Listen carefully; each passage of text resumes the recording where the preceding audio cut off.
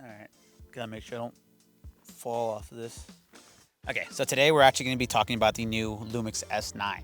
Now, I'm not going to give you like a full depth review because that's just not me and it's not what I want to do. You can definitely go look at any other creators' reviews and see all the tech stuff.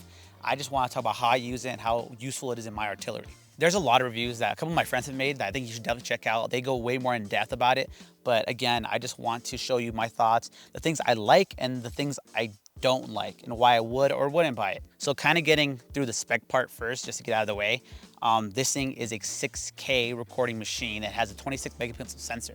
So it shares the same sensor from the S5 II and the S5 IIX, which is insane how they got into the small body. When I say small, I mean small. This is a pocket monster, meaning I can put it in my back pocket and make sure it's comfortable back there.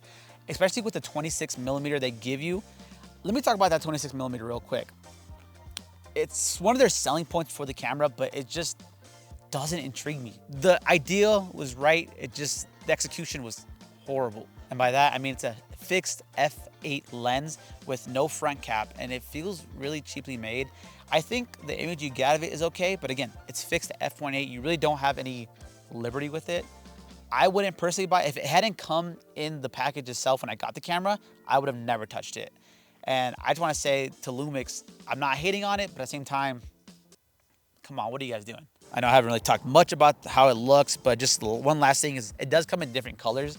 So far, I know it comes in black, red, blue, and green. I chose green. Out of all those colors, it was my favorite, and I just didn't want another black camera. I think I have enough of those. So I wanted to go a little brighter.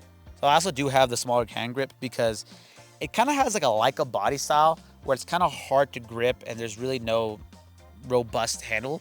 But I'm cool with this. It's like a $20 fix. It allows me to grab it a little easier without feeling like it's gonna fall out of my hands. So I want to preface this by saying I'm not a full-time photographer. I am a videographer and cinematographer, but I do like to take pictures on my free time. And I love this camera because it definitely gives me more of a creative push than other cameras do.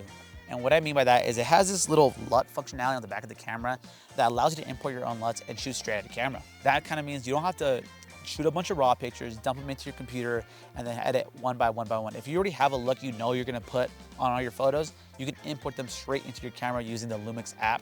Now, I'm not gonna go too in depth about the Lumix app, but I definitely recommend you check it out because it allows you to look through other creators' LUTs and pick which ones you like and emulate them on your own camera. You can use the LUT functionality in video mode, which I think is fucking crazy because you can now just straight up upload your clips onto your phone, put them into Instagram. If it's something like a sunset you want to capture real quick and you don't want to have to go through the whole editing process of putting a Rec 709 LUT on it, then your creative LUT, when you're really just posting one clip to your Instagram story, this thing makes it way easier. And that's something that I think is pretty cool.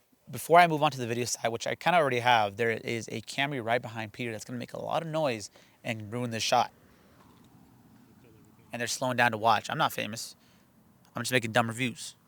So before moving on to the video side completely, one thing that really irks me is that there's no viewfinder on this thing. Now, if you're kind of pushing this camera as a photo camera for creatives, you're gonna wanna give us a viewfinder, especially with all the LUTs that you can implement with this, making it seem more of a digital film emulation camera.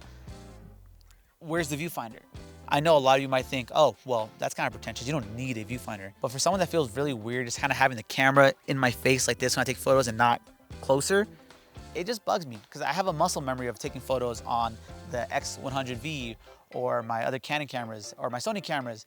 And I'm so used to the viewfinder. And I honestly like it. I don't like looking at the screen, especially if it's direct sun right behind me or I'm in broad daylight. Like, just give us a viewfinder. I feel like adding a couple inches to the top wouldn't have been that bad. So one thing I noticed about this camera is it has only one SD card slot and it's in the battery compartment. For a camera that does 6K open gate, I would kind of like 2 SD slots just in case one fails because these files are kind of massive. Again, there's some things that this camera just missed and I don't get why. I feel like it could have easily been added, but Lumix, like maybe for the Mark II, let's add some of that stuff. So Evan, why did you buy this camera? Well, simple. It's a small, compact camera that does 6K open gate. Now, I love that because it still has a lot of the functionality from the S5 II and S5 IIX without compromising so much. So again, this camera does 6K open gate, which is crazy for this small little body. It takes a lot of the properties from its older brother, so it's not really deleting anything even though it's smaller. I think the times of having to turn your camera over to shoot vertical should be over.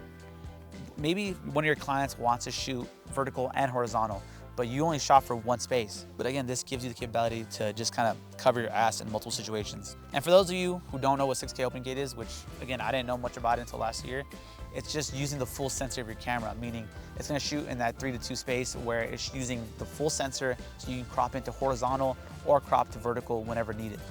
But that functionality is actually only used in the 6K mode. It does have 4K, and you're able to shoot in 422 as opposed to 420 in 6K.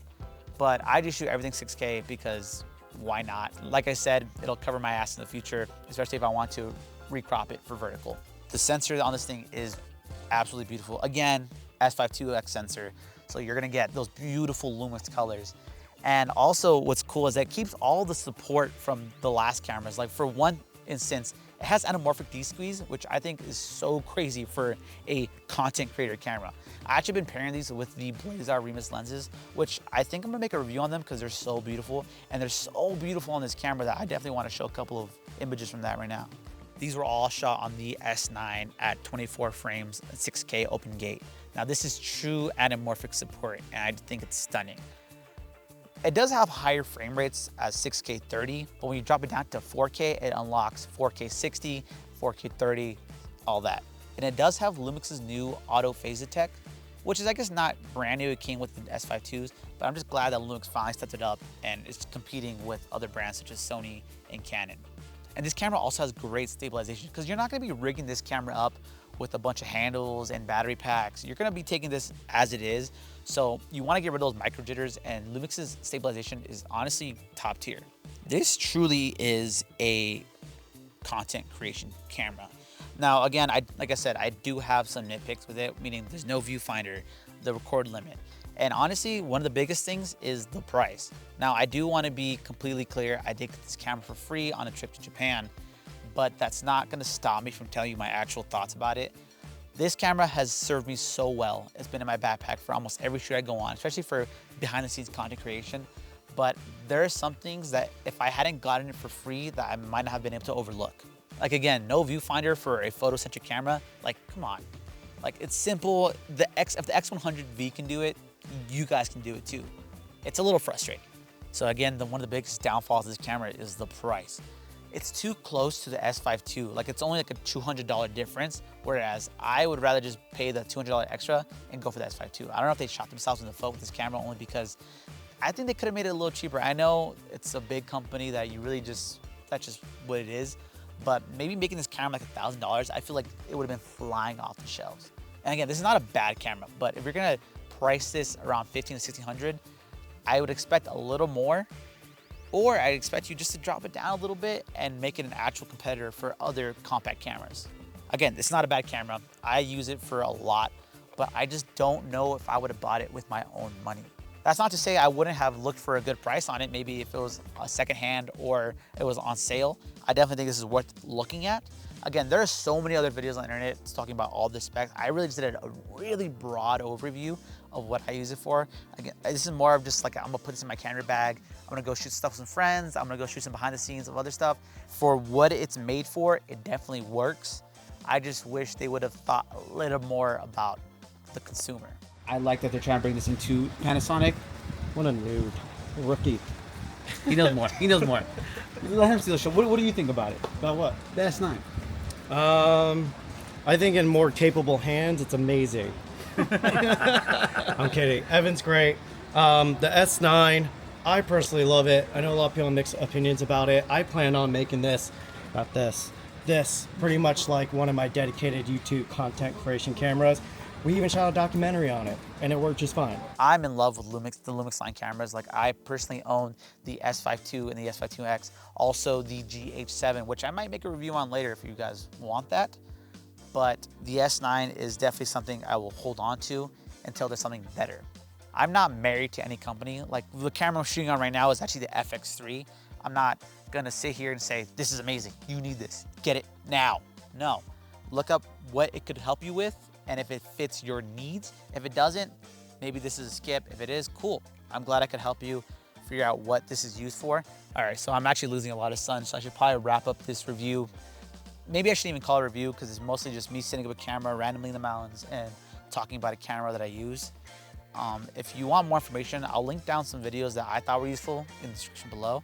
I'm glad you stuck with this video this long just to see me rant about a camera that's been out for 2 months already. I just didn't want to make the review right away when I got it because I just felt like I wasn't qualified to make it. But now I've used it for 2 months. I can say I like it. Again, the points I didn't like could be a major downfall for you. I don't know. But thank you guys for watching. You guys are gonna catch me in the next one if I do make more videos. I don't know. All I know is that this rock really hurts my butt. I'm getting bit up by mosquitoes and it's really hot. That's it. I'll catch you guys later.